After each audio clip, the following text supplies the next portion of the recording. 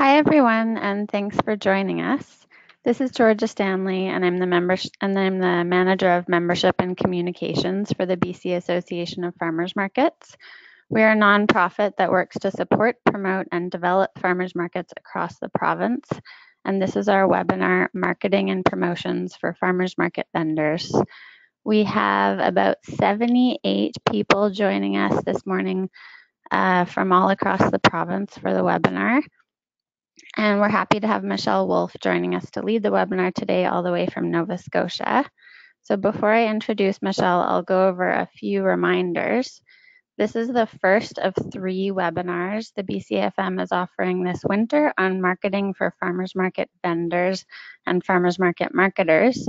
The next webinars are coming up February 12th and 19th, and the topics of those will be merchandising and displays, building a great farmers market booth with Michelle Wolf also. And the next one is best practices in social media for farmers market vendors working together to leverage your online presence. And that one will be with social media consultant and trainer Rebecca Coleman. And we're very grateful to be able to offer these webinars thanks to the support of the Van City Enviro Fund. The webinar will be recorded today, so we can post it online at a later date. And we'll email you all a link so that you can watch it again or share it. And at the end of the webinar today, there will be an opportunity to ask Michelle any remaining questions you have. We'll ask you to type these questions or these into the questions section in your GoToWebinar control panel. And so without further ado, I'm happy to introduce Michelle Wolf, who will be your facilitator today. Michelle is widely recognized as one of Canada's leading farmers market experts. She's from Kamloops, BC, and now lives in Nova Scotia, where she's the lead facilitator and program developer for the very successful farmers market vendor and management training programs they have there. She is a former award-winning farmers market manager, an 18-year veteran farmers market vendor, and sat on the founding board of Farmers Markets Canada. Michelle teaches and trains across Canada, and she has a background in board governance, community development, and adult education. And she currently runs a consulting and training company, Whole Green Heart, which you can learn more about at wholegreenheart.com. So thank you and welcome, Michelle. Georgia, thank you so much. And hi, everyone. It's such a pleasure. I see that we're almost at 100 people. Oh, we just hit 100 people. So welcome to everybody. And it's such a pleasure to be back doing some work with BCAFM. Let Georgia and myself know through the chat bar if at any point you can see my control panel, because we don't want you to see that, or if at any point my slides or the webcam drop off.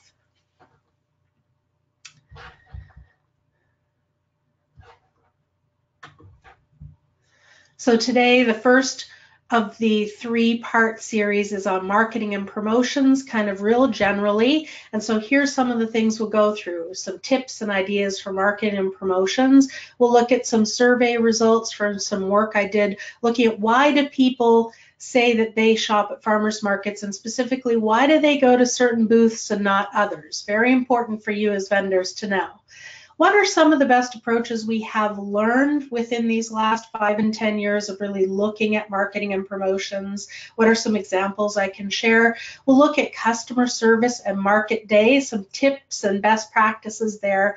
And we'll round out the webinar at the end, giving you some words from vendors and customers from a survey I recently did for another project I'm working on.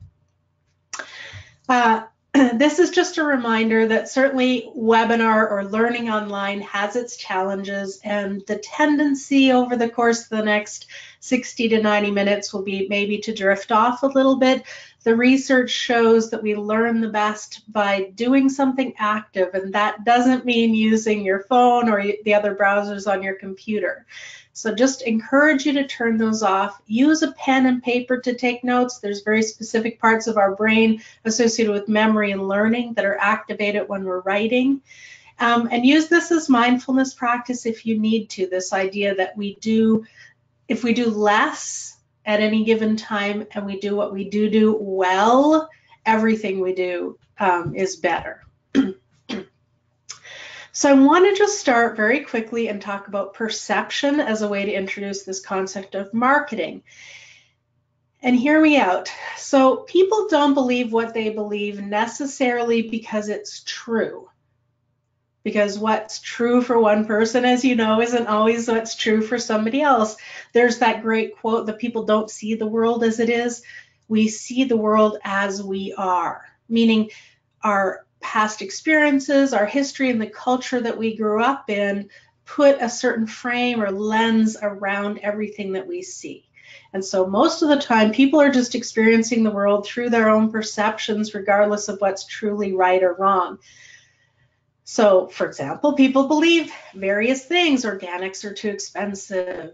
Farmers markets are just for hippies. Or on the other end of the spectrum, you might have farmers markets are just for the well-off.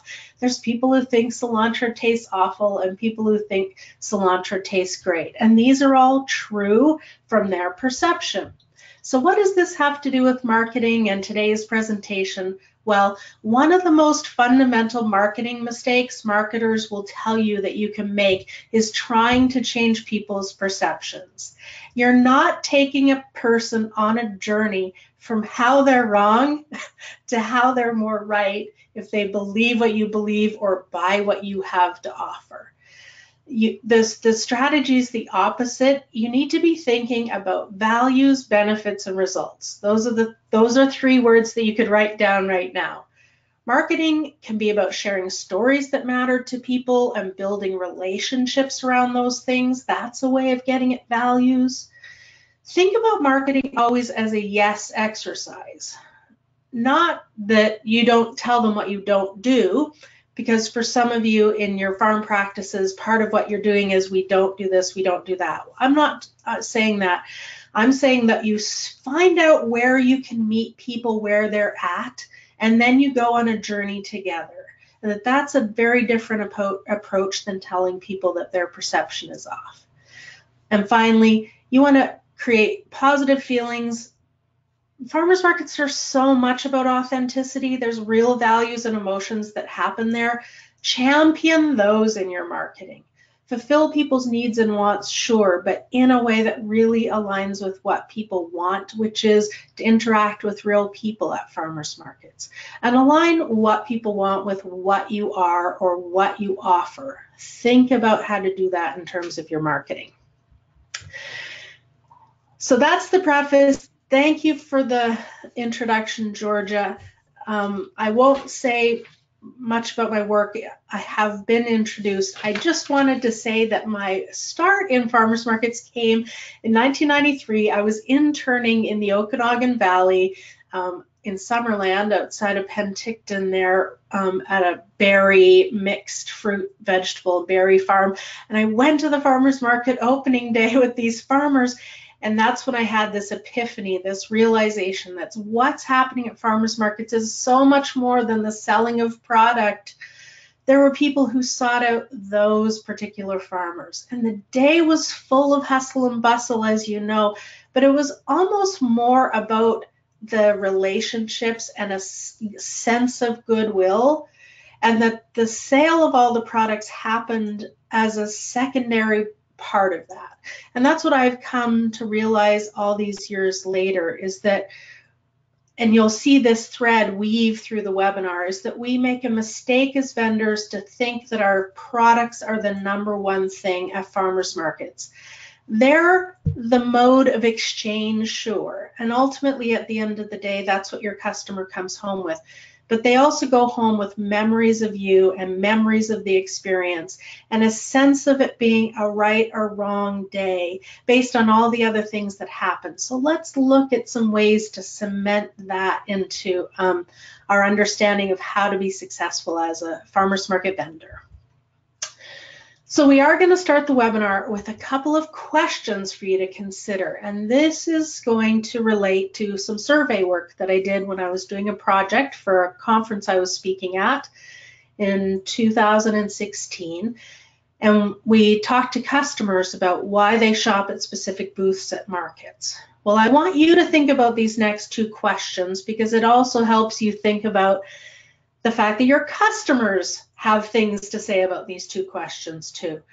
So we have over 100 people now on the webinar. We're only going to read out a few answers, but Georgia will do that. Would you mind typing into the chat bar your thoughts around this question? So what do you love about farmers markets?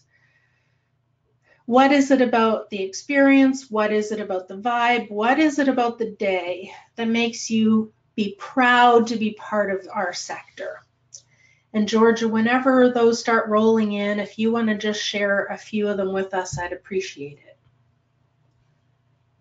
Sounds good. We don't have any so far, but I'm looking forward to the answers. If folks are looking for their chat box, it's at the very bottom of your GoToWebinar control panel, which is on the right side of your screen.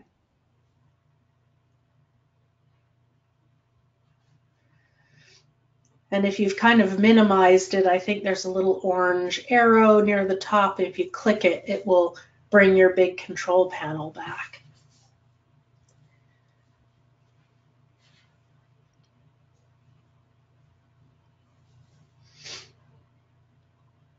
So what do you love about farmers markets? And maybe while we wait, we'll answer both questions at once.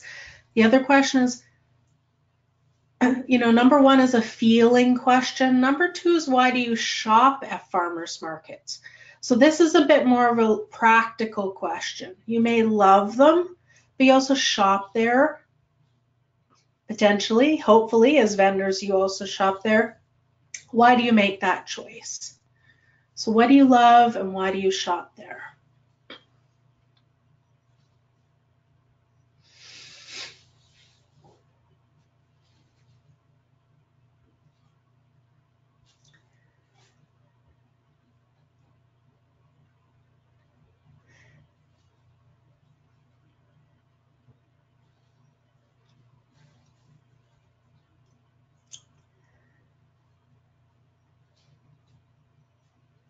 Okay, so we have some that are starting to come in. A sense of community is coming up a couple of times. That's been mentioned a couple of times. The interesting people that you find at the farmers market. Again, connecting with people, this sense of connection in your community, supporting local producers and eating locally, fresh food and meeting those who grow or raise it, supporting local farmers. So we have these themes of community connection as well as supporting local producers and having access to local food. Great. Also, being outside is mentioned a couple of times. So great. Some of the themes. Yeah, I love, that's a great answer. Unrelated to this is just an aside, but more and more we feel like the way to grow our sector is to move to year-round indoor farmers markets. And I really think in some locations that works, in other locations that's a mistake. So I'm glad people mention that too. All right, we're gonna move on. Georgia, thanks for that. If you want to remute your mic. It's important to be thinking about these questions partly because your customers also have answers to these questions. They have things they love about farmers markets and they have reasons they shop at farmers markets. And the more you can talk to your customers about this and find out what's true for them, and you might find variations if you sell at a few different farmers markets, then of course you can tailor your language and some of your marketing to those values and the things that speak to your customers' hearts. Now there is another question, what draws you to specific booths at a farmers market? And we're not going to answer that here, but this is this is an important question to understand. What are customers doing when they come to a market, and let's say it's a 60 vendor market and they have about 10 that they shop from regularly? What's going on there, and what can we peel apart a little bit to help us understand that? So one of the things that you'll be getting from BCAFM in the next day or two is a copy of this presentation, the slides from that, as well as a number of handouts that I provided. And one of them is this survey result document. So this is a survey informally done by Facebook and email in 2016 in preparation for a conference. Now, I do have a couple of social science degrees. I understand what it means to do rigorous scientific surveys with using proper methodology, and this ain't it. But I am sharing it because these results really simply put a frame around a body of knowledge that we as a sector have gained over the last, say, 5 years. Nothing here that's being said is something that's way off of what other markets and managers are learning around North America. So this survey had two components, a section for farmers market managers, and then secondly, to customers of farmers markets. And that's the results from this second constituency that I'm sharing with you here and in the material that I'm sending you. Why is it important for us to look at those results? Well, because knowing what our customers want or perceive helps us market to them effectively. So here was the question. To those of you who shop at farmers markets already, what attracts you or draws you to specific booths within a farmer's market? And or why do you shop at certain booths and not others? So it's kind of two questions getting at the same thing. People could answer it in whatever way, however the question spoke to them. So what do you think? What do you think customers said? Why do customers go to certain booths and not others? And why do people seem to frequent certain booths and not other ones? So important for you as vendors to understand. So here's the results. The first finding of 4, if you think that your product is the most important thing that prospective customers mentioned, you'll need to think again. The number 1 finding was that people mattered the most, i.e. 34 comments overall from those surveys were people related. 25 of them focused on the power of a positive personality to influence a person's decision to go to or buy from a specific booth. And the things that customers remarked on is they liked vendors who were easy to talk to, who were knowledgeable, who smiled, that there was a feeling of being connected to those particular vendors, a level of engagement, people were friendly and answered questions and gave good advice on product knowledge. Notice that 4 comments were specifically made to say that aggressive vendors were a turnoff, and 5 comments were made that said that vendors who are sitting, looking at their phone, talking to other vendors, or not standing up were a turnoff to customers. So why do you shop at certain booths and not others? What draws you to specific booths? The number 1 answer was people. Finding number 2, if you think your product was the second most important thing to prospective customers, you'll have to think again. The second 26 comments were related to signage and displays. So 10 remarks were made that clear signage and information was a key consideration in terms of which booth to approach. So this was booths that have informative signage or clear signage or named things clearly or that helped people know what things were through signage. Those were the booths that people were more likely to approach. They liked having photos and farm history or business history information on farm practices, and using good labels on product. This idea that people can understand what's going on at your booth before you even have an opportunity to speak to them. 9 comments were made that interesting, artistic, colorful displays, that a nice presentation were a draw to specific booths. 4 people named color. And then 7 comments were made that cleanliness mattered. People liked booths that were clean and neat and tidy and clutter-free. So we have people, we have signage and displays. Finding 3 of 4, if you think your product was the third most important thing to prospective customers, and you'll have to think again, because the third was price clarity. So this was mostly related to clear pricing signage. You could say that falls under signage displays, but these were comments, 10 of them overall, that were so specifically about price information that I pulled them out as a final finding, and also there were more of them than the final finding 4. So 8 comments were made that stated people would only shop at booths with clear price signs. People very much didn't like to have to ask for price information. And 2 people mentioned volume and discount pricing being important, i.e. if you offer it, make sure it's clearly stated. Now we do get to finding 4. People did talk about product, but only 9 comments were made about product. And notice how many other comments were made. Now those that were made about product itself, people mentioned farmers markets having high product quality, an authenticity to the products that were on offer, harder to find items were available at farmers markets, and that was important, and farmers markets had interesting products. So there's so much there that's important to understand. There are on the back page a few miscellaneous findings. Samples. 6 people said that product samples were important, especially when considering approaching a new vendor or booth. And I think we think of prepared food vendors as the people who give out samples, but I do encourage you, what do you sell that you could possibly give samples of? Because samples are certainly a way of breaking ice with new customers.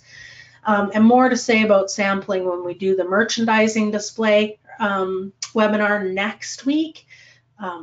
But anyway, to mention samples here. And then 4 people mentioned reliability. So this was vendors who were there consistently, who were there during the winter season, that they had a reliable display of their key products, and that was an important consideration when choosing booths to patronize. Also, I shop where I've had a good experience before. This is like a reliability of the experience, not just of the product or attendance, although those are important too.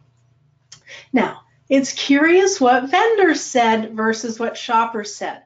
So I told you that this was a survey, and the results that I've shared with you all came from customers, but there were farmers market vendors who replied to this survey. And so interestingly, what they said was, the reason people shop at my booth is because of my wide array of interesting product, or my high quality display of product that you can't get other places, on and on. The vendors had it wrong. The vendors who had the survey all thought that people were shopping at them because of their product. And what the customers have clearly shown us through this survey and some other results I'll keep sharing with you through the webinar is that who you are as a vendor and how you set up your display matters as much as the product that you're selling. And this is so important for us to understand because it has implications for our marketing and also for where we set up, where we give time in our business. If we're spending 80, 90, 95% of our time producing our product and so little time caring about things like our display and our branding and who we are as people, like how we show up at market, how do you dress yourself, how do you stand, how do you smile, do you care about those things? Well, you need to. There needs to be more time than 5 or 10% of the time spent in your business thinking about those things, because that's where the difference is between the people who are successful at farmers markets and those who aren't. The product can be good or the same, but the difference is often in those other pieces, the people and the signage and the displays. All right, so I have a bottle. I can't see my webcam, by the way, so I know you could see me. I can't see me or you, so it's funny, but I'm hoping that you can see that I have this empty bottle of fir vinegar.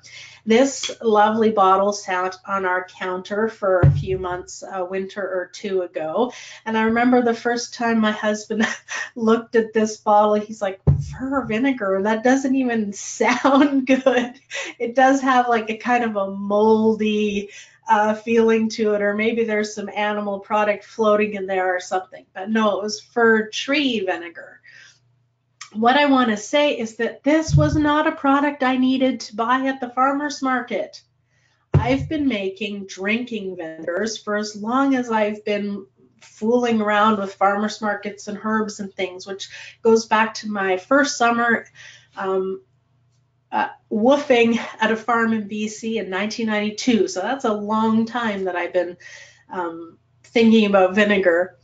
I remember my mother-in-law walking into my pantry the first time she was in my home. She was rummaging around. She comes out and says, "You have a lot of vinegar in there." So I'm really trying to make the point that this vinegar wasn't a need to buy item.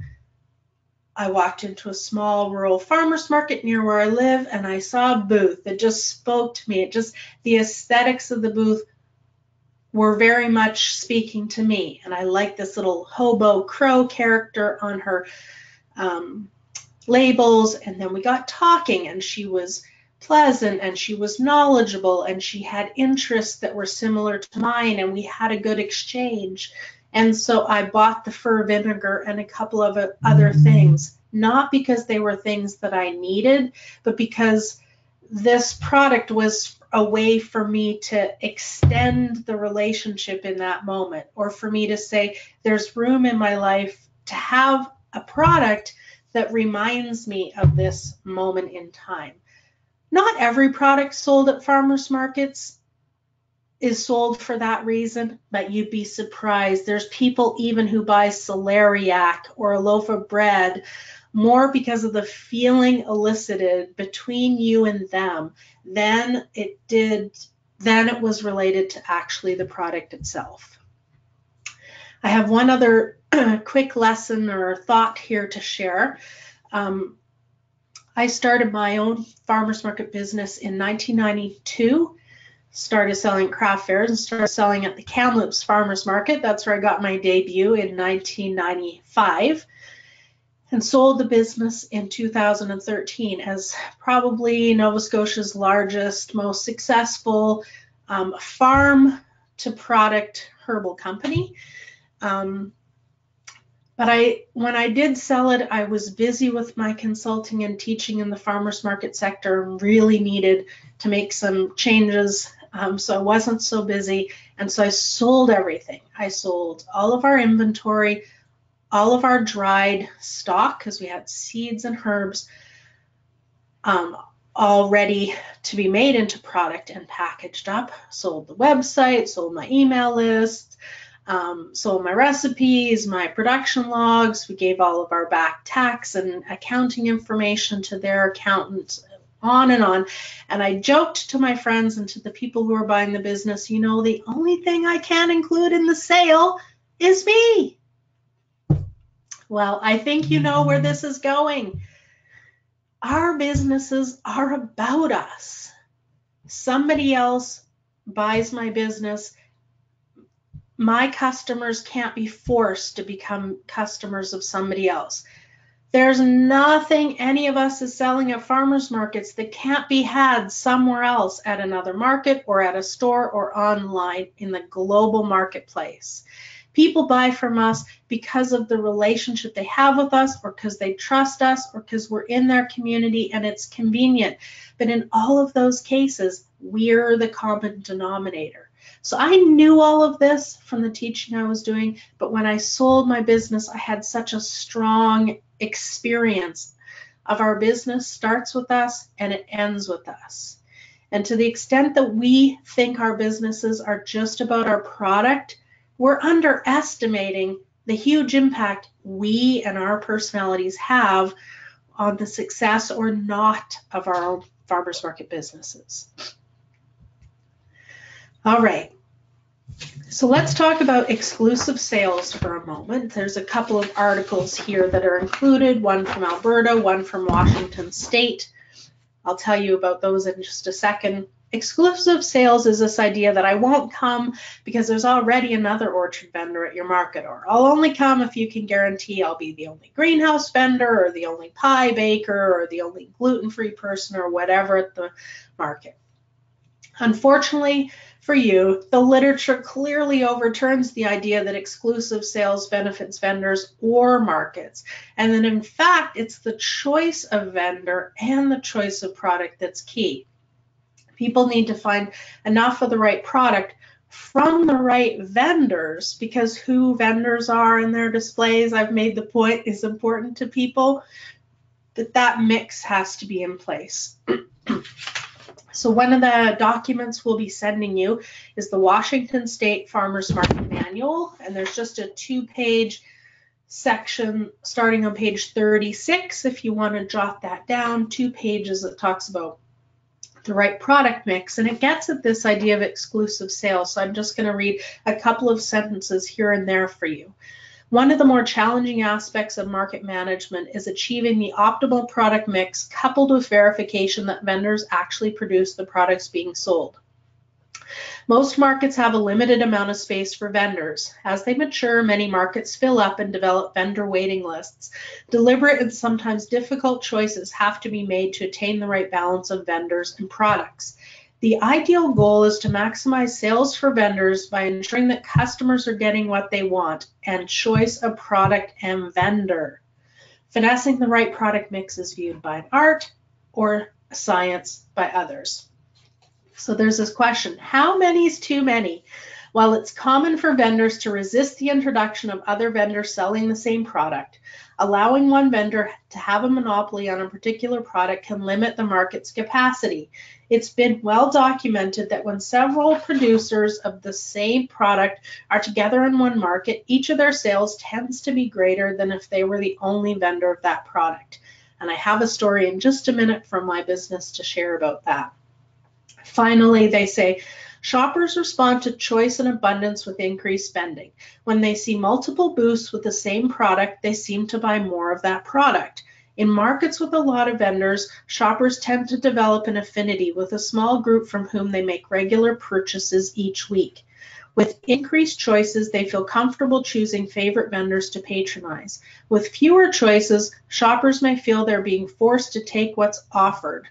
Ultimately, offering more choice in the market will benefit the vendors by providing an anchor base of returning customers. You know, people are getting their needs met because they're getting the right product from the right vendors.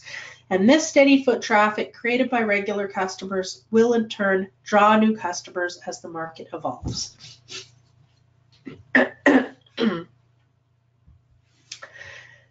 So I want to take this a step further and use this example.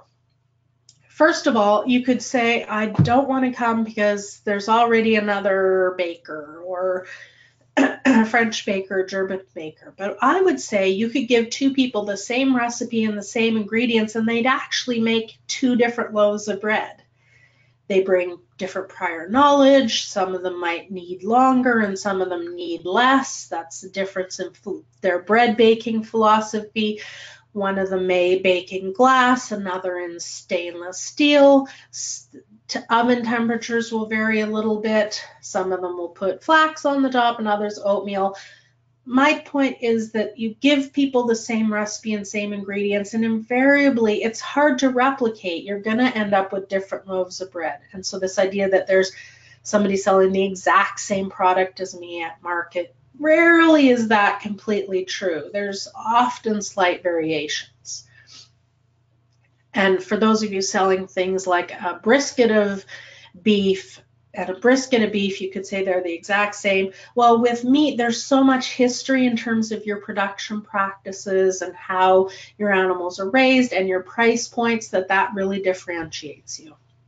But I would take this a step further, and I'd say that you could take 2 people and send them to the same farmer's market with the same trays of baked goods every week.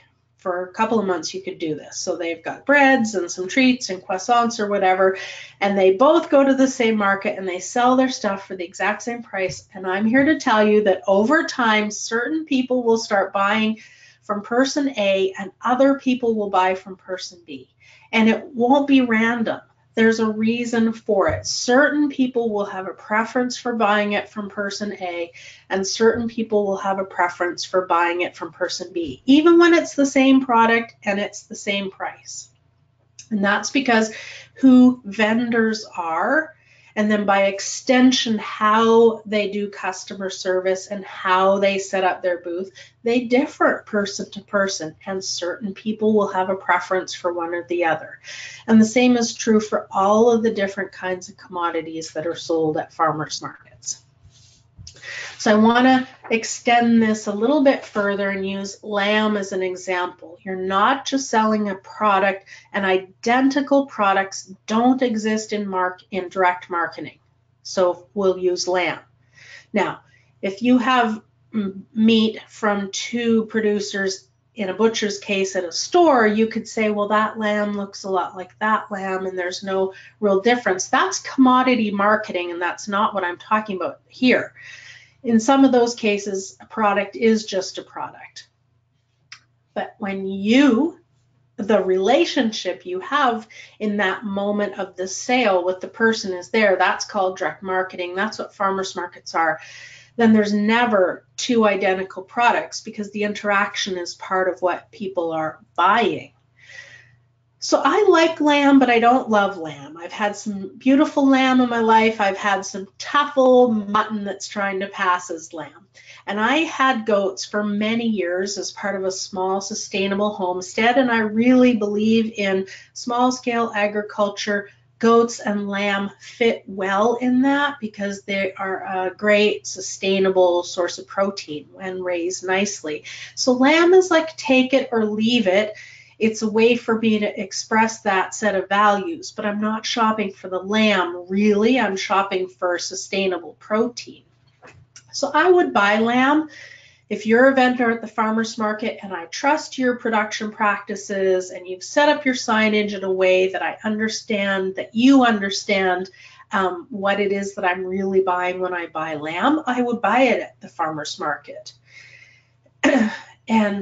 But if not, if there was just lamb for sale, but it wasn't clear all of the pieces of the bigger picture, I'm busy on Saturday, I might just walk on by. So you can't put me in front of any lamb vendor and assume I'll buy it. The choice of the seller in this case really highly impacts my decision to buy the product. So you might have a farmer's market vendor who'd say, hey, wait a minute, you can't be telling me you're thinking of bringing in another lamb vendor to our market. You know, there's only 45 vendors. I can only sell to 5% of the people who come here. There's no way there's room for another lamb vendor. You'll undercut me and I won't be able to come back if you bring somebody else. You've heard that. It may not be lamb, but there's certain people in certain product categories who feel like they're just hanging on. And the introduction of another competitive vendor would be the end of their ability to make any sales. Well, hear me out. It's the choice of vendor, not just the product, that builds a farmer's market and then over the long term builds a vendor's capacity to make sales. Markets need to provide both choice of product and vendors to buy that product from. So in the example I was sharing, protecting lamb vendor A from competition doesn't make me buy lamb from vendor A. Like if they're the only one, you say, well, you want lamb, you got to buy it from them. I say, well, I just won't buy lamb here at the farmer's market because that's not the right lamb, or it's not the right lamb from the right person. All it does is send me elsewhere to buy the product. If your market had lamb vendor B, your market would have a more satisfied customer in me because I'd be able to find more of the products that I want from people that I connect with. And so I think it's actually, if you had vendor B and their merchandising was a bit different, their story was a bit different, maybe their price point is different, higher or lower, but their farm practices were what I was looking for, I would purchase lamb. So that's a win for me. It's a win for that second lamb vendor. I get that. It's a win for your market because the more often farmers markets have people like me who are getting all of what we want or most of what we want at the farmers market, we have good experiences. We want to come back. The market becomes a regular part of our shopping week. Those satisfied customers are the key to all of your vendor success in the long run. And that is why I'm going to say in the long run, this is a win for vendor A as well. You say, well, how is that possible? You didn't buy from vendor A. Yeah, but if I'm buying from somebody else, getting my needs met, feeling good about the market, coming around more often, vendor A has more opportunities to say hi to me, to connect with me. Maybe they start learning what the shoppers at the market are looking for in terms of signage and displays. Eventually, over time, if you have a big bustling group of satisfied farmers market customers, they're more likely to buy the occasional product from somebody they haven't tried before. So I think the protection of vendor A sort of shuts off the opportunity of, in the long run, growing me as a customer too. Customers of both vendors make the market busier. That will draw more customers, more vendors.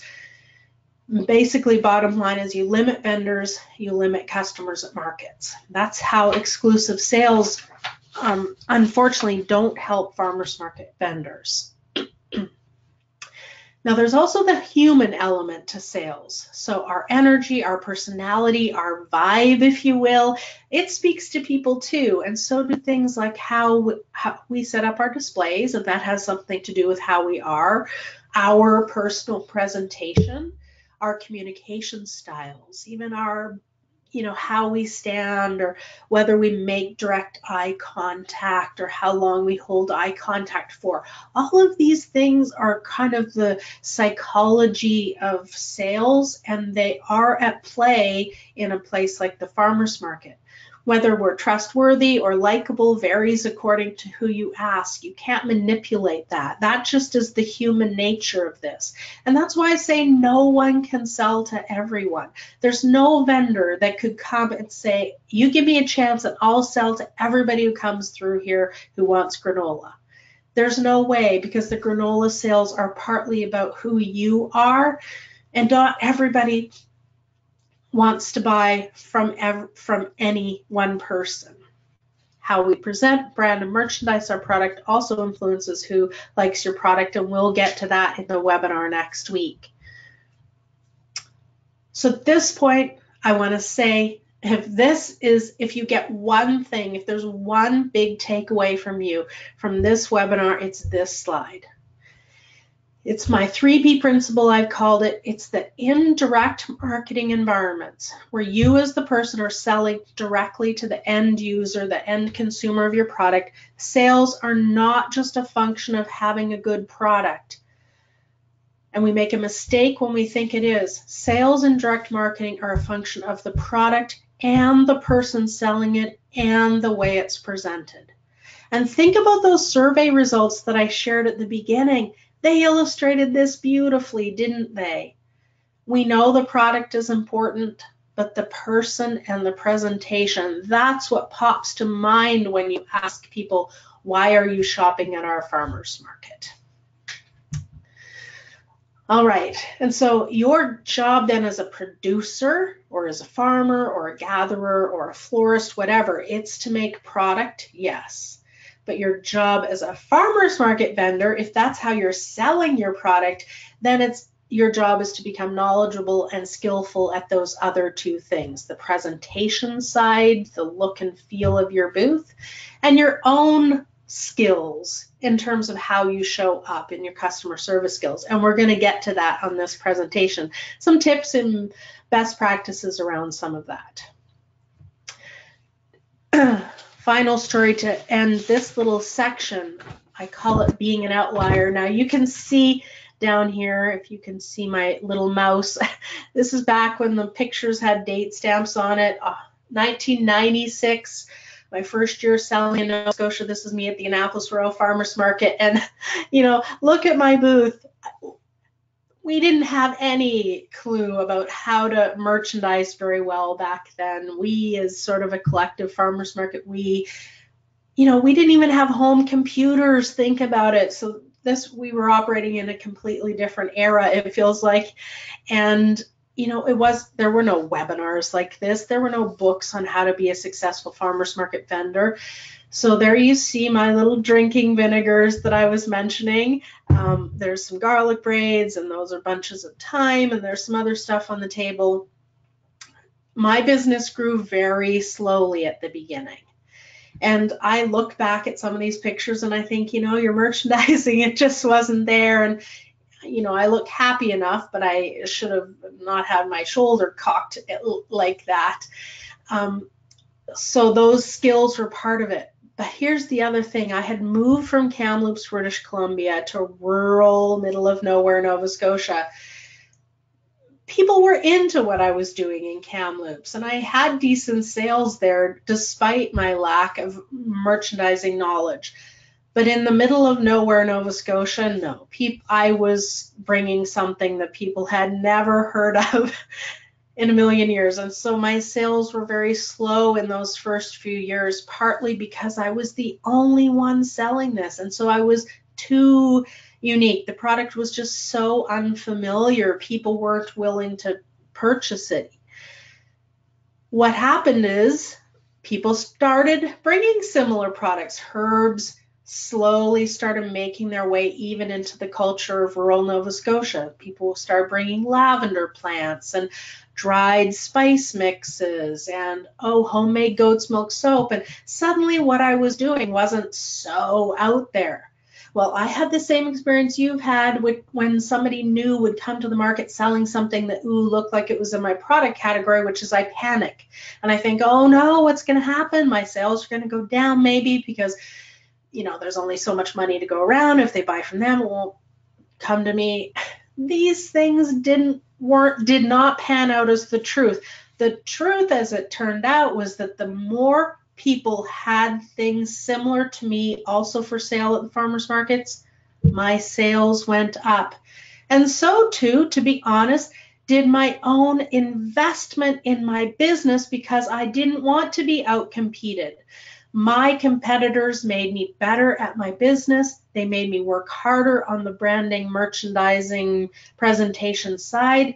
They made me pay attention to who I was being at market to make sure I was bringing my best self, and also make sure my product quality stayed high. But most of you on this webinar, your product is stellar. I think that it's so often I go to farmers markets and I see the most beautiful, amazing product, and it's kind of hidden away and not being, appreciated as much as it could be, simply because it's not being presented in a way that helps people say, wow, that's amazing. So your product may be stellar, and often is, because it's what vendors are good at and love, and you're passionate about it, and so you do it really well. But it's to have that same passion for being a farmers market vendor that makes the difference in the success of your business. And so being an outlier, you may say that's an advantageous position to be in. I'll say it wasn't. By the time I sold my business, we'd created a whole category, a herbal products category at farmers markets.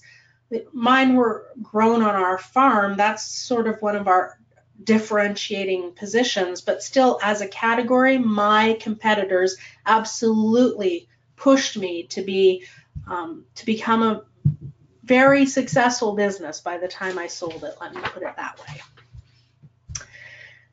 So on to features, tell, benefits, sell. I'm just taking a look at the time. We're doing well.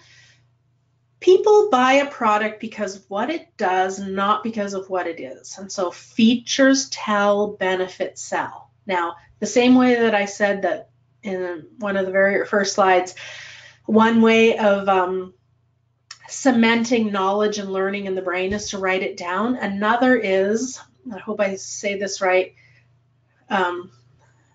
rhythm, rhyme, and repetition. Rhythm, rhyme, and repetition.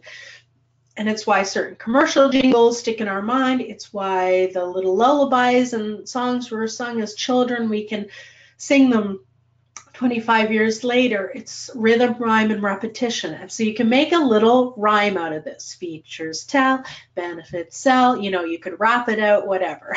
You figure that out. But features tell, benefits sell. Sing that. Get it locked in here. People buy a product because of the benefits that the features are getting at. But the challenge is to make sure that you're talking about the benefits, not just the features. So let's use the example of a bunch of beet greens to talk about this. You may tell your customers who are looking at your beet greens, these are freshly harvested baby beet greens, and it's an heirloom beet variety.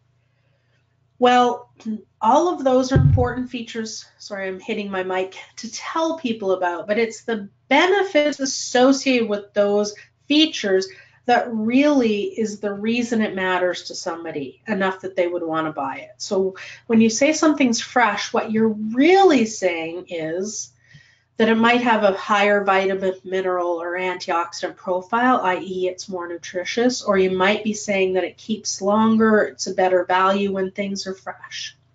When you say these are baby beet greens, what you're not saying, but what really does matter about it, is that baby greens, the reason that they're worth buying is because they're more tender, they're easier to cook with, many of them don't need cooking at all. They have an interesting texture when they're little like that. And then finally you say this is an heirloom beet variety and you name off the beet, Chioggia or bull's blood. Well, what you're not saying but could be is that heirloom varieties offer a novelty, often a different flavor or different colors. So in terms of presentation and mixing things up, heirlooms are really great for that. And also heritage is hot. It's a food trend that we're seeing. People are interested in preserving the agricultural history of some of our fruits, vegetables, and animals. And so they can participate in that when they choose heirloom varieties. So you may be telling people the feature, but it's all those benefits associated with the feature that people really need to understand in order for you to sell more of it or to be more convincing or to make sure that people know what those features mean. So what I see at farmers markets is vendors say things like, my product's local, it's organic, it's homegrown, it's handmade, it's natural, handcrafted, whatever. We use lots of words that to me are feature words, but vendors are not very good at benefit stories. So what are the meanings, the values, the results under the word local, organic, homegrown, handmade, natural, handcrafted? What does that mean? Why should a customer care? I'll give you a practical example. A few weeks ago, I was at our local market looking around. There was a new jewelry vendor. I tend to go see the new vendors just to see how they're doing, what they have. She didn't greet me in any way. What she said was, "Hi, I make all of this myself," or "I make all of the jewelry myself." And in my mind, I'm thinking to myself, well, it's good for you. It's not compelling to me as a potential customer. I don't even know you. So why would I want to, I'm happy to support you, pat you on the back, sort of, oh, good for you, kind of, but it's not going to make me pull up my wallet and spend $20 just because you've told me that you make it yourself. She's missing the benefit of that. I, as a vendor, make it myself. And then what are the benefits to me as a customer? You need to tell me that. Now, she went on to explain in the next sentence, she said something about, and this was a possible way to hook me. She said, all of my beads are reclaimed and recycled. So I'm not buying beads. And this, as somebody like me who's very interested in the environment and sustainability, I could have really gone with her on a journey there, but then she stopped. She didn't say anything more. There was nothing about what are the benefits to a customer of buying jewelry from somebody who's a components and things. Because there is an ecological benefit to that, but she didn't spell it out. She knew the answer, and so she didn't take the time to tell the customer the answer. And that's a common thing. Don't make people guess the meaning of some of the words you use. Vendors become so knowledgeable about their product that they forget. We forget that people are coming to us somewhere along the spectrum of knowledge about our product. Now, there's nothing worse than being a farmer's market customer and being talked down to. So by a vendor who assumes that we don't know anything. So you need to have these quick conversations to find out how much do people know about your product category, and then talk to them at that level. But you also have to be very careful not to assume people know what you mean by my beads are reused, or my product's homegrown, or I bake my bread myself. What are the benefits of that? People often don't know, and you need to I'm forgetting the phrase here, but you have to have a learner's mind or a childlike mind, and remember that your customers sometimes need you to fill in the most basic information. Worse, they can get it totally wrong. My farm was certified organic for about 11 years, and during that time I read an article that was published about the findings of a USDA study. So the United States Department of Agriculture did a national study of what consumers in the United States thought about organics, and one of the questions was about why they thought organic producers transitioned to organic, and the number one answer cited by consumers at that time anyway was because farmers had a better chance of making money.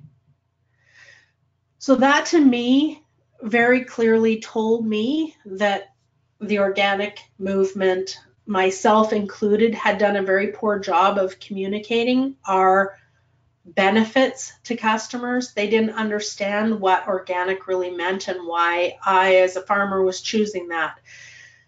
And that would turn somebody off of buying my product, wouldn't it, if they believed that my motives were financial more than anything else.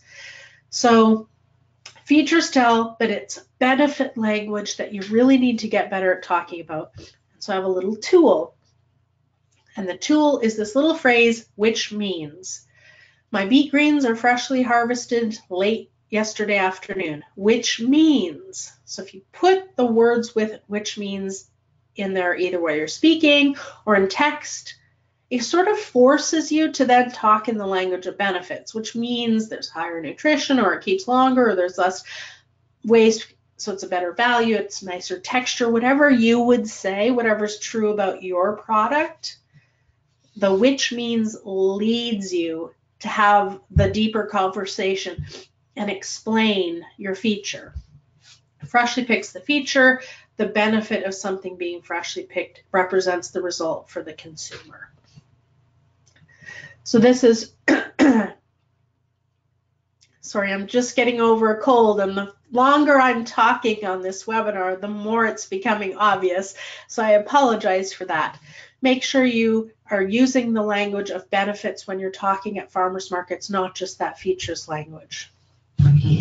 For those of you, I've presented his book at times, so I may have even brought this out when I was speaking at the BCAFM conferences a few years back, but Simon Sinek's great book. It says it's a leadership book, but it's also a great book on marketing and understanding your tribe and why people make the purchasing decisions that they make. And so one of the quotes that Simon's well known for is, people don't buy what you do, they buy why you do it.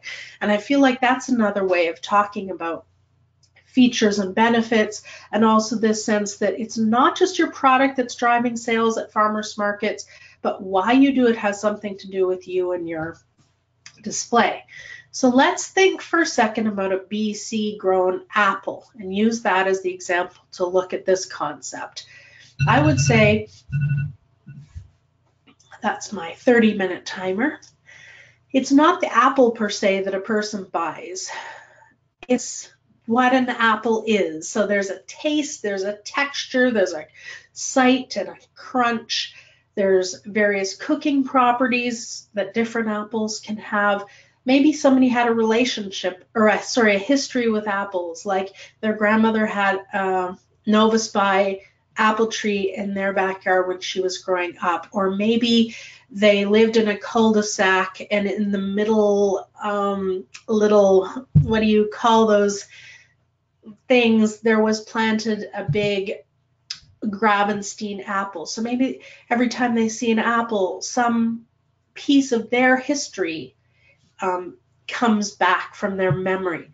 Maybe it's the vitamins and the antioxidants. You know, curcumin is one of these anti-Alzheimer's, anti-cancer compounds that's been found to be very high in apple peels.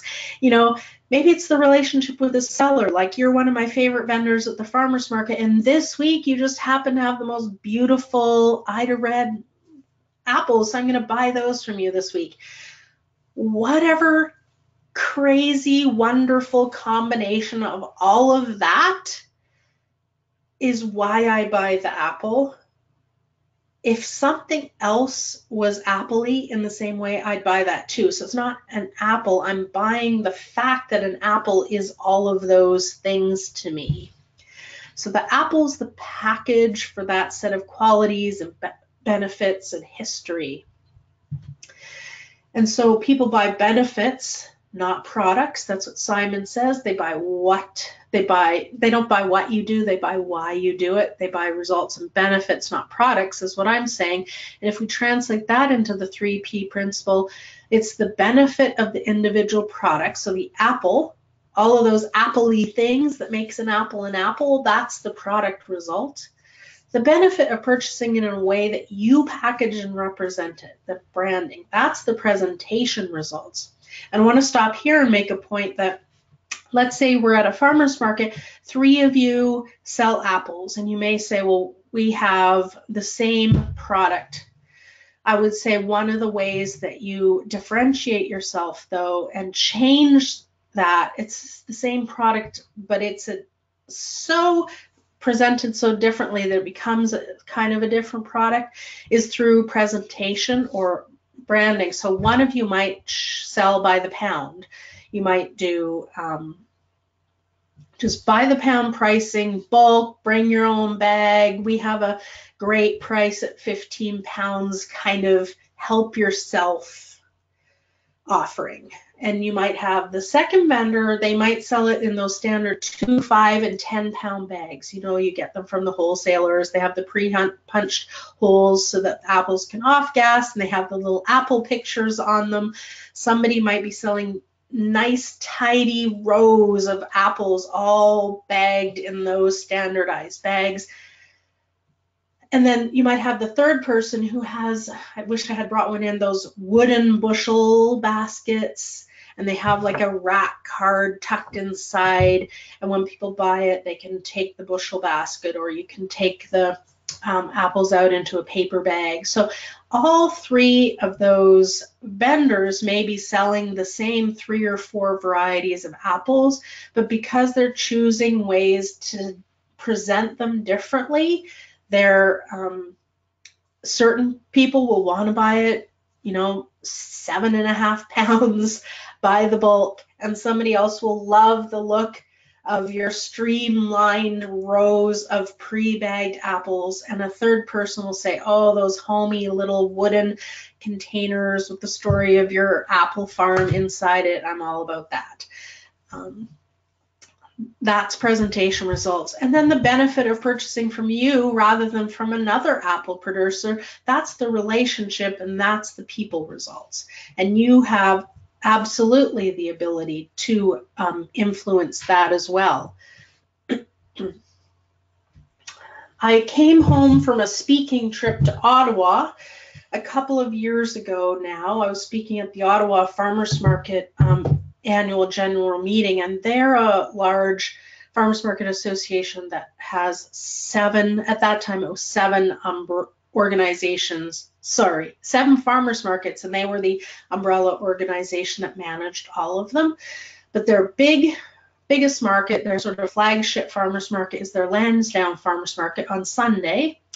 And so I spoke at the AGM on Saturday, and then stayed overnight because I lived in Elmer, Quebec, just across the river from Ottawa for many years as a child.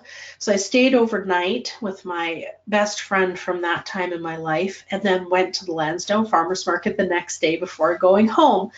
And I came home with 2 containers of maple butter. Now, I didn't want maple butter per se. I just wanted a souvenir from my trip, something to share with my family. Now, I love maple butter, but it could have been anything. So we're driving after my speaking engagement. We're driving across into Quebec where my friend has a cabin, and we're driving to the Gatineau Hills, and we drive through this little town, and there's this quaint Quebec cheese shop, and I'm like, oh my gosh, you have to stop there. So we go in, and I'm looking around, smelling and tasting all of these stinky, delicious cheeses. And then I'm looking at some prepared food things, and I see this. Now, I don't know if you can see it. It's like a really boring looking label. It's black and white. Because it's being sold in Quebec, it has to have French and English of everything. And so the writing is very small. But there's a story on the label, and it says, our farm is very deep in the woods of the Appalachians and is untouched by pollution. We craft our organic maple butter and everything we do in small batches in the artisanal and traditional way of our ancestors. We're proud to share its unique character and taste with you. Wow. This cost $18.49, and when I brought it home and had it on the kitchen table, then after I gave it to me, I could see my husband kind of looking at the sign and choking on his coffee like he would never pay this price point for this product unless he knew I wanted it, that I'm sure he would. But for me, that price point was irrelevant because that story is so much about who I am. And so in this case, this purchase was all about the packaging and the label. There was no human interaction. And so they had this little opportunity to say who they were on their label, and they just did a great job of it. And so for those of you who are thinking of wholesaling or who have product at a farmer's market, you can't always tell people. You need to be thinking, what are the stories that speak to people's hearts and values and the results that they want to be aligned with, so that they have the same reaction to your product as I did to this jar of maple butter. And then I came home with a second one because we went to the Lansdowne Farmers Market the next day, and my friend, who was my childhood friend, I spent the night with her. Her father had a maple shack. They called it a maple shack, although it was a fairly big operation in Quebec when we were younger. And so we had to go around to all of the maple producers and talk to them about their maple operations. And we just were talking to this one young woman who was so knowledgeable and friendly, and it's like she wasn't afraid to tell us about production techniques and stuff. Sometimes vendors are fairly wary of sharing certain things at markets, but she just had such an openness to her. And she had these, and they traveled well. And the other one, this one I had wrapped more carefully, but I knew I could just throw this in because it was plastic. And so I bought another item of maple butter, just because in that case, it wasn't again about the product, it was about the person. So my final comment there, these purchases were all about, one, the package and the label, and two, the person. In neither case was it really about the product, and in neither case was the price part of my decision-making process. So again, not every product at farmers markets is sold like this, but you'll be surprised how many products you can sell, or that people are actually buying from you because there's something bigger going on, and we think, ooh, it's about the whatever they just bought. And it turns out it's this whole story that I just told, which is really what's going on for people. Speaking of marketing, here's another example I wanted to share with you. So I'm hoping, because I can't see the webcam, I'm just going to move it a little, hoping you can see it here. It's a picture of Nick the Dutch baker. He's a successful farmers market vendor from a few markets around the Moncton, New Brunswick area. All it says on the front is Nick the Dutch baker, Notre Dame, New Brunswick, and his phone number. And then there's a picture of him and his very large family. So him and his wife, their kids, and their grandkids. And underneath is the name of everybody. So that's the introduction. And then on the back of his card Again, you notice there's nothing about the baking. It says Nick the Dutch Baker. And then there's a picture of Nick and a picture of one of his granddaughters, Juliana. And it says a family business up here. And then it lists him and his wife and all of their kids and all of the grandkids and what they do in the business. So, for example, Nick does the baking and Christina's wife does the bookkeeping, all the way to Jasper, one of the kids who does the sales, and down to Juliana, who's a taste tester. And it's kind of fun and sweet and endearing. There's no baking on this at all. There's a few pictures of baking racks in the back in the picture of Juliana, but this is a bakery marketing rack card that doesn't say anything about the product. It's about them. This is somebody who's understood the power of the story of the people. And I'm not saying that's how all of you need to merchandise or do your marketing, but it's an important thing to remember that who you are is such a big part of running a direct marketing business that don't underestimate the power of that while you're thinking about doing your own marketing. So customer service and market day tips, I have a few of these. We're going to go through this set. Standing. I'm very opposed to standing, and you'll see that next week. I'm opposed to sitting. And next week when we do the webinar on merchandising and displays, you'll see that. But when I say no sitting, I don't mean no sitting at all. I mean no sitting in a regular chair unless you have some mobility or health issues that are in play. Sitting on a tall stool is actually very good for the body. You have a tall stool like the one pictured there. You just sit down on it. Really, if it's up at the right height, which is at your hip, sitting only moves you down an inch or so. So it takes the weight off your legs and your back once in a while keeping you up at eye level with your customers. Every farmer's market vendor should be investing in tables and stuff, and one properly fitted right at your hip height stool so that you can sit without sitting. Change your footwear. If you're one of the people whose feet or legs or even yourself get tired at the market, the best suggestion I can give you is to bring a change of footwear, and this includes both socks and shoes. Now, don't change your footwear in your booth. God knows, partway through a market day, your feet will be smelly probably, but it really can breathe new life into you to put on a fresh, clean pair of socks and a different pair of shoes or boots partway through the market if you're somebody who gets home and has a lot of soreness in your legs or feet. Think about reflexology. It's like a fresh pair of socks just puts pressure at different spots and makes you feel new again. No eating at your booth, that's another rule. It looks bad, and certain people look particularly ugly or unattractive when they're eating. It also gets stuff in your teeth, on your face, in your beard, whatever.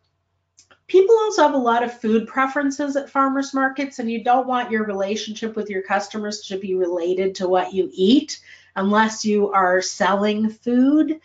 But that's even a strange thing, is that you see people who are selling one food and then they're eating something that seems so incongruent. It's just a bizarre puzzle. And so you're better just to not play that game at all. You're also your hands don't seem clean if people see you eating.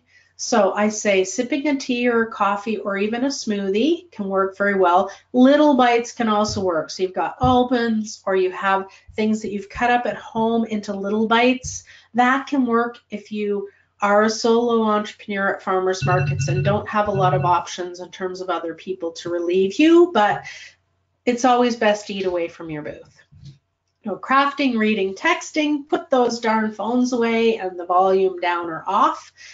Don't read, it's too engrossing. There are customers who like a vendor who looks busy in some way. They feel like they're not the only thing the vendor is looking at. So there are ways that vendors consciously deliberately have something that they work on in their booth during slower times or in between customers, so that the customers don't feel like vendors are standing there waiting to jump at them when they get into their booth. I used to I cut a lot of labels in the hours. The first hour of farmers markets was very slow for my business, and so I would cut away. Cutting was great because it let me talk to people and stuff, but once I said good morning, I would kind of focus on the cutting a little bit just to give them some mental and psychological space so they didn't feel like I was looking at them. So you need to think this through. How can you deliberately appear busy when I don't have customers around in a way that keeps new customers willing to come over? That thing what we all do when we walk into a store and the salesperson comes over right away. Is there something I can help you with? We almost always say no. It's kind of like, just let me look. And customers at the farmers market are the same, so acknowledge people and then figure out what you're going to do to stay busy without getting yourself engrossed in something that then people feel like they're interrupting you. Good morning is the best greeting. Good afternoon. Asking people questions, hi, how are you? Or how are you doing this morning? I don't like that as a way to introduce yourself. It's a little less formal. I like good morning and good afternoon because it doesn't sound over the top, but it's a respectful tone. It also, when you ask a question, it requires people to respond to you, and they don't know you. Some people don't want to walk through a market all morning saying I'm fine or whatever to people they don't like. So just don't be asking the question. Have a phrase that you say that doesn't require a response. They can respond if they want, but you're not asking them to. And then the good morning is followed by a nice long pause where they're free to browse and look while you focus slightly on something else. That's a great neutral way to start an interaction. Then once you notice they're kind of paying attention to something, you can then say, whatever those follow-up questions or comments would be based on your product, but it's always the good morning and then a pause. Acknowledge the personal bubble. We all have that personal bubble. It's actually considered an extension of ourselves, and so it can feel really icky when it's invaded. That personal bubble gets awfully small in public spaces, but you can still be mindful of it. So in interactions where people aren't having a lot of space at a farmer's market, if you tuck your hands behind your back or in your pockets, that can help, as long as people aren't feeling like that's threatening, because some people can hold something. But in a situation like a farmer's market, what it does is it basically says, now you can't touch me because your hands are tucked away. And so that gets rid of a little bit of invasion space in their personal bubble.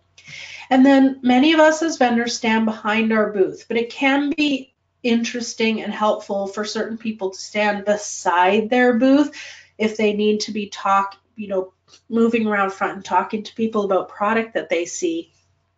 And so just make sure that if the traffic is coming this way across the market, that you're standing here, and conversely, if the market traffic mostly follows this way, that you're standing on this side of your table.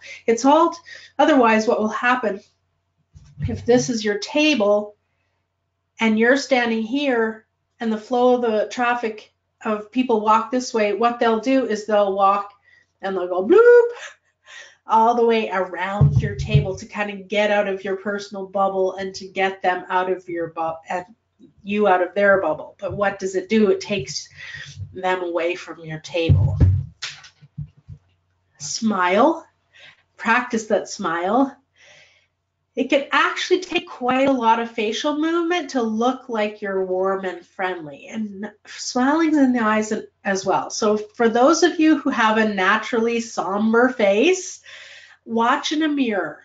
See how much effort it actually takes to make you look happy, and then do that at the market, because as somebody who pays attention to this, I'm always checking you out, vendors, studying your behaviors and stuff, and then talking about them on webinars.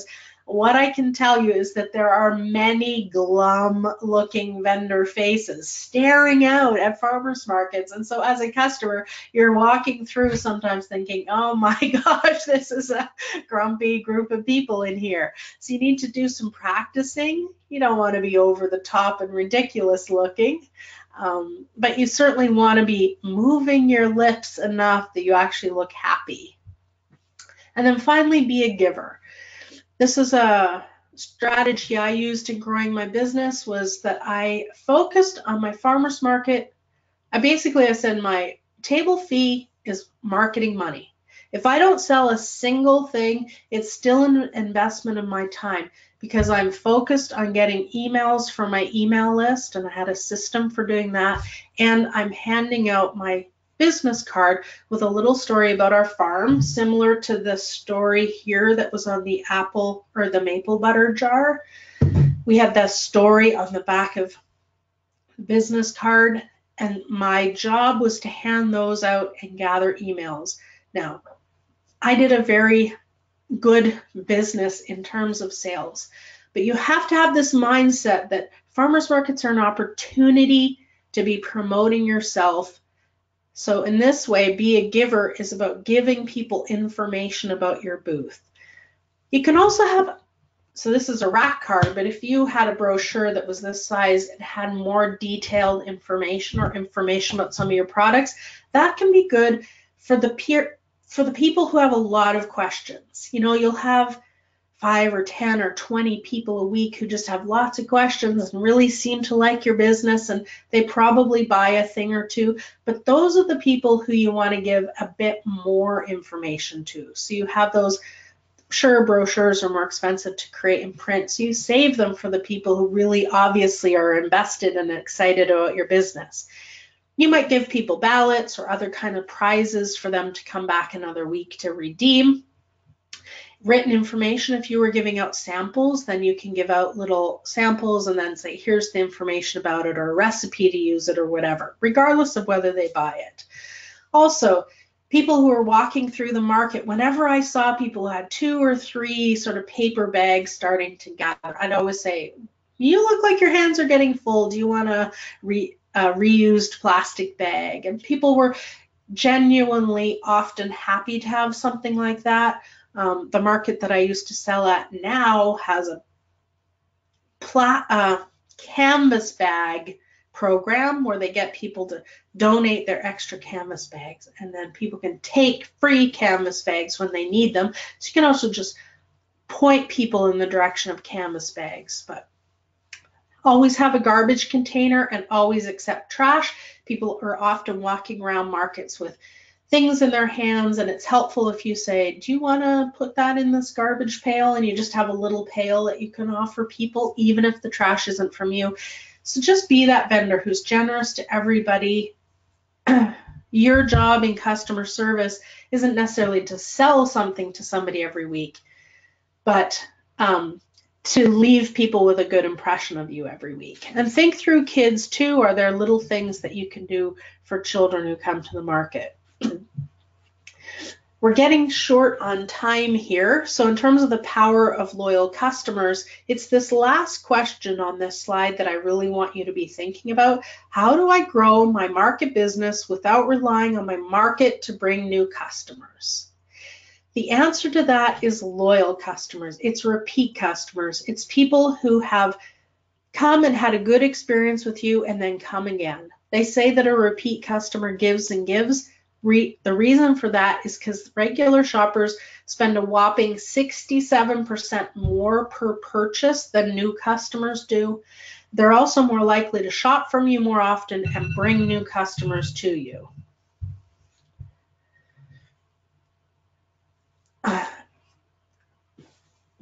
The example I can share is in my business, it was rare for somebody to come and spend between $50 and $80 when they were a first-time customer.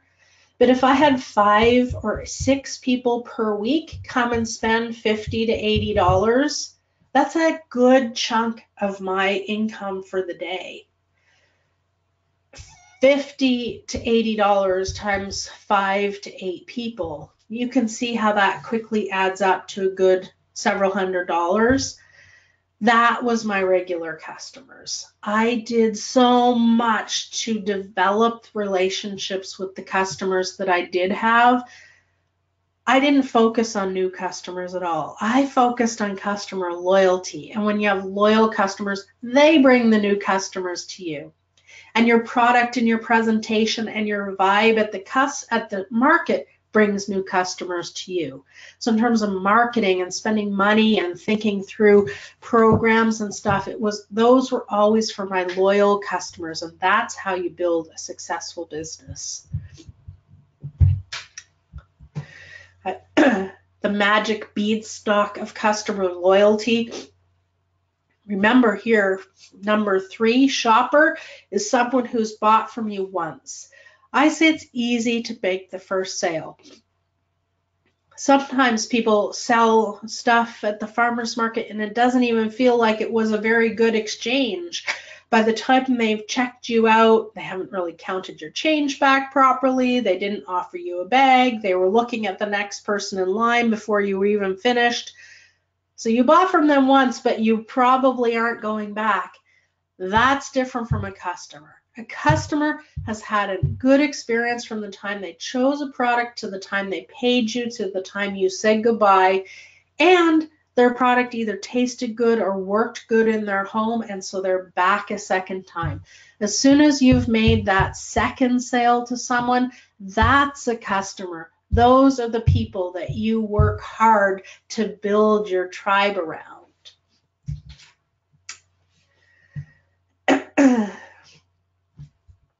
And Georgia, I guess I'll just look for some advice from you. The last thing I have for today is that in November, for a different project, I asked again, it's like an informal open public survey.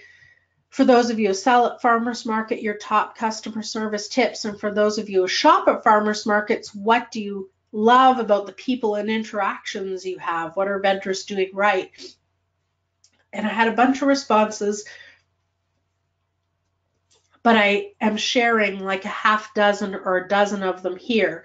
So my suggestion, because we're at the end of the webinar, is that people are getting the handout of that. And so here's what customer Ann said, and here's what customers Pam, Judy, and Nancy said. And I'm just going to slip through these and recommend that you read these. These are so great. Venter Adam said, we tried something interesting this season. We labeled our bug-eaten arugula as ugly arugula and actually sold more. It gave them like this opportunity to talk about their, bug problem and why it was more tasty, all of that. So I'm just going to jump through these, and that is how you'll learn what these customers and vendors had to say. We're almost at the end here. And then there's Pia. So there's our next 2 webinars in this series. My farmers market, or my website is wholegreenheart.com. Please sign up for my email newsletter if you'd like to hear from me. And that's it. I'd like to turn it over to Georgia to kind of wrap us up. And I don't know if you want to stay on for a few questions and answers, or I'll just let you take it from here. Sounds good. Thanks so much, Michelle. So I mean, if folks have questions, we're available to stick around for a few more minutes, so you can go ahead and type those into your question box. We do have one question to start us off, and that's, how do you deal with a lineup of customers? Some get unhappy to wait. Right. So that's a great question, and it does come up. And so here's how I handled the lineup. Everybody who was waiting in line, I would stop to the person that I was talking about, say, just a second, use my mirror, just a second, reach over and say, I'll be with you in just a minute. Thanks for waiting, or whatever. I feel like people will wait for a while, 10 minutes even, if they've been acknowledged. The lineups people don't like waiting in are like the bank lineups when they never acknowledge you. Also, that is like an indication to the person that you're dealing with that you need to move along or I need to hurry up here. And every once in a while, you have somebody who's just chatting and taking up time and space and energy, even though you have a line. And it's where you have to just be as cordial as you can be and say, I see that there's a line growing. I'd love for us to have this conversation another time. Would you mind coming back or stopping by another day? I never really had to get rude with people, but you do sometimes have to just remind people that they're not the only one that you have to serve. So those are the best tips I have, which other vendors have said is exactly what they do too. They kind of stop the interaction and acknowledge people waiting. Great. Thanks, Michelle. And just to be mindful of everyone's time and Michelle's time, I'll say we'll go on for about another 10 minutes if we get more questions, and then we'll wrap things up. But we do have a couple more questions. Someone asked where we can read the Facebook reviews that you just flipped through, Michelle, and Anise and I will email those to everyone after the webinar, so you'll have access to all of the resources that Michelle shared. And then we have another question. And these slides, the slides of my presentation are one of the documents you're getting. So all of those slides I skipped through, you'll be able to read them right on that handout. Perfect. And this next question is, how do you deal with friends that come and talk and interfere with sales? Oh my God, a certain person jumps to mind when you say that. Those can be those difficult conversations. I mean, I had somebody in my business, in my life, who we ended up having to have a very difficult conversation about her just appearing to have no concept of how much she was interfering with what was happening that day or every day at market for me. So I think it is an awkward conversation, but it's about, this is my work site and I love seeing you on market day, and this is a social place for me, but it's really important that I make the sales, and I wonder if we can have an agreement to get together, at the very beginning or very end of market or something. You have to talk to people about it.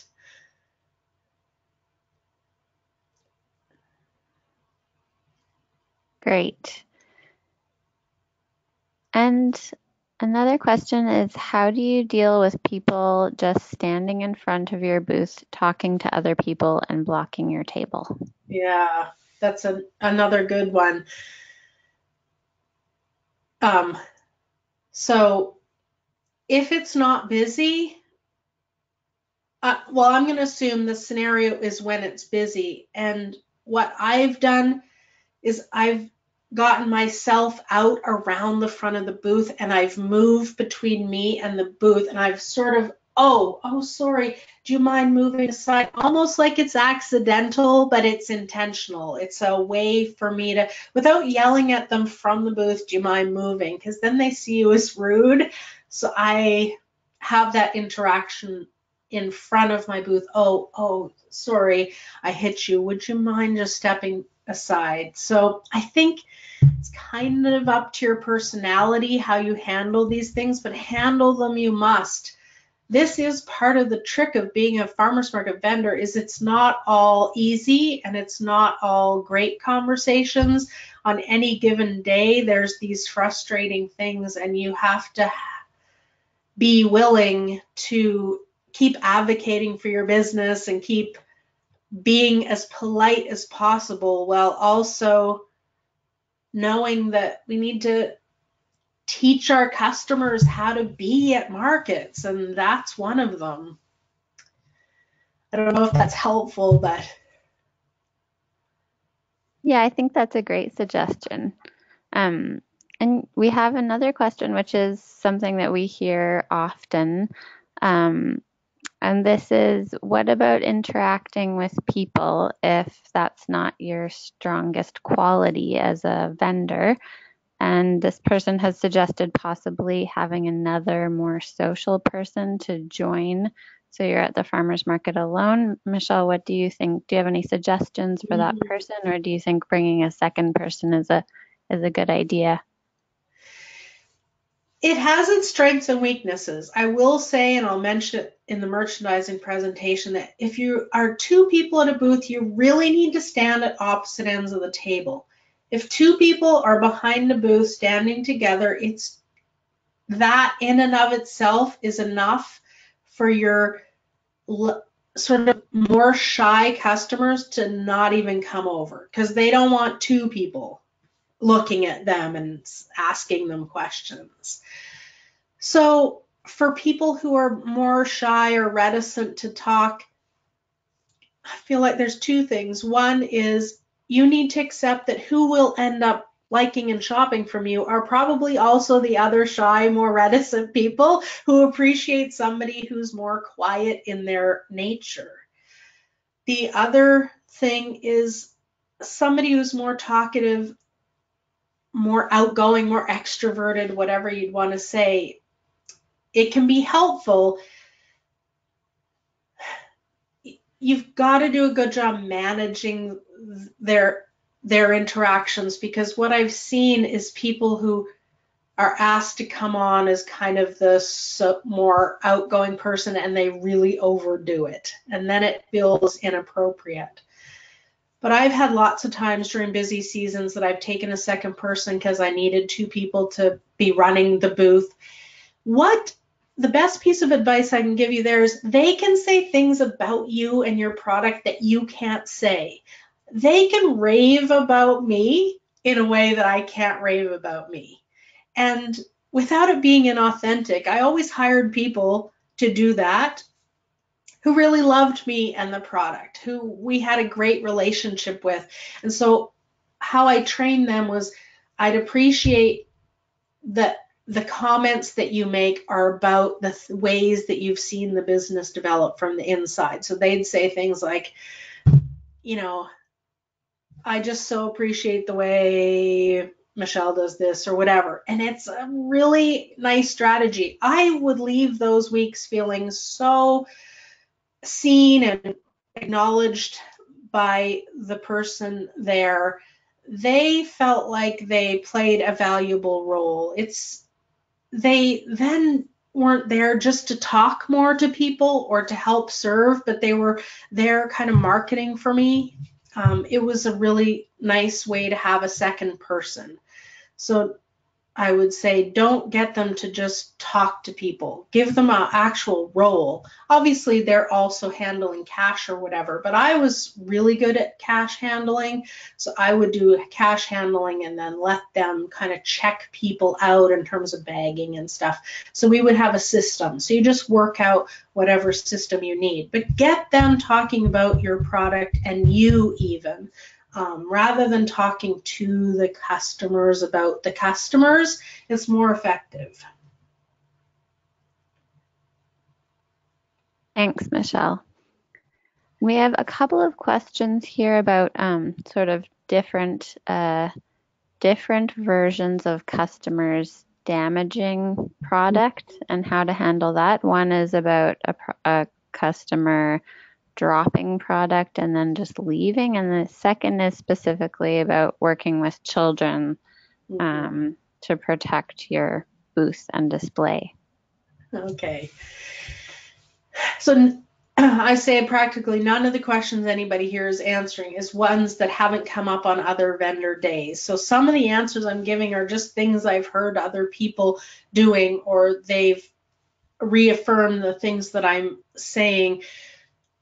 So what I'll say here is a certain amount of it's going to get broken or damaged, and you just have to live with it. And one vendor I think of in particular, he said, any cost that I incur because somebody broke something or dropped something or whatever is far paid back by me being kind about it.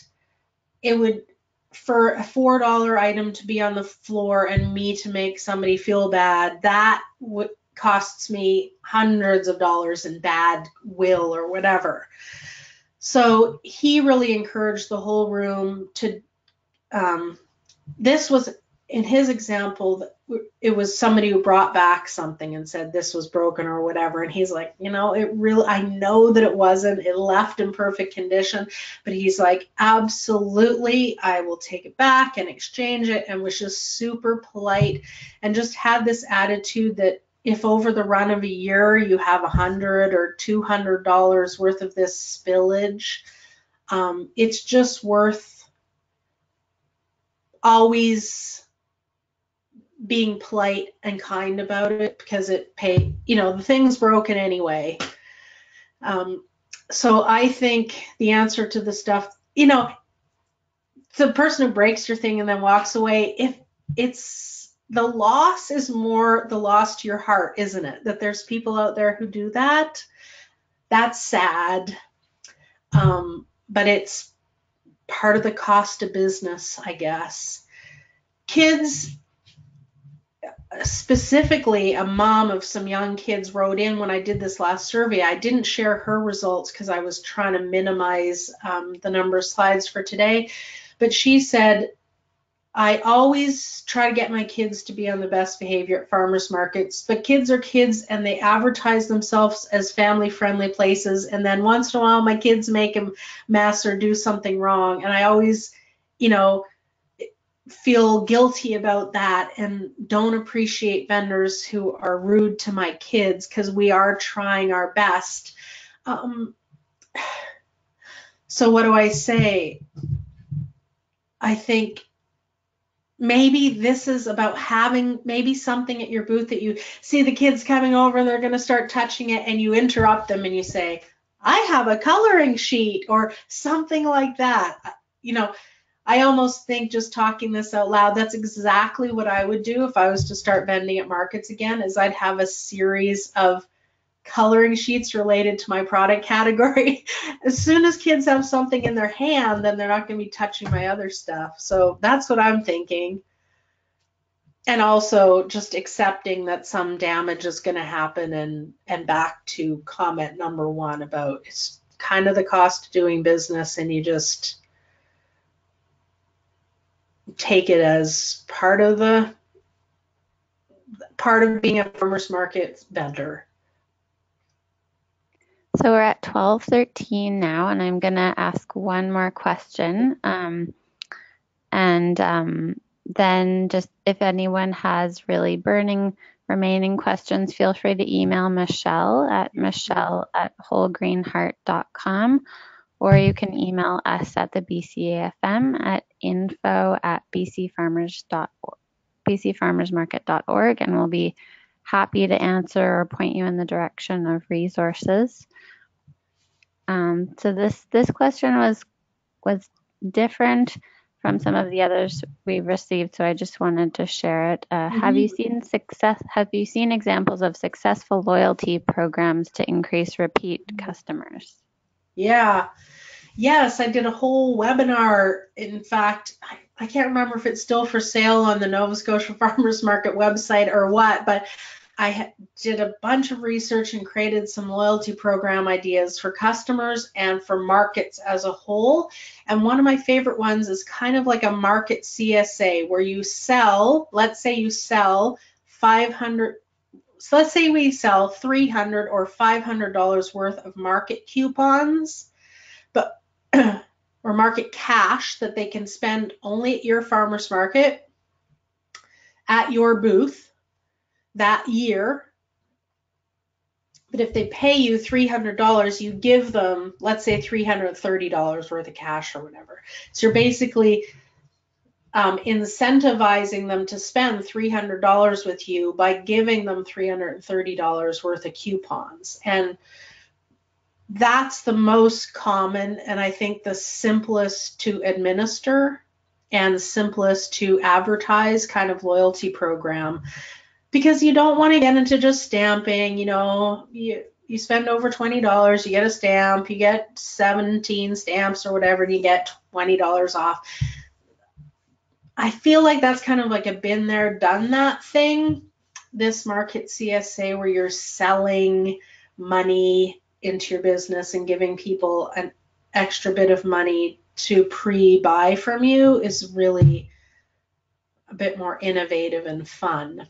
And what I'll say is I don't have this organized to send out for today, but we created a couple of like the flyers that would go with a program like that, and I could give them to Georgia and Anise to send out.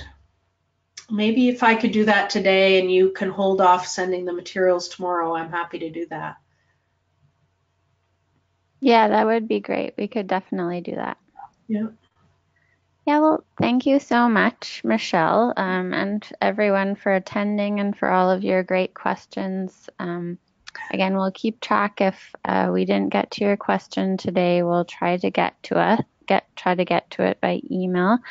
Um, but thanks again to everyone, and we hope to see you next Tuesday and the Tuesday after for the following webinars in this series next week. At the same time, we have merchandising and displays, building a great farmers market booth with Michelle again, and that is a great webinar. It has lots of wonderful images from all over Canada, I think, of farmers Mm-hmm. market booths. So please do join us for that. And yes, hope everyone has a great rest of your day. Thank you, everybody. Bye. Bye.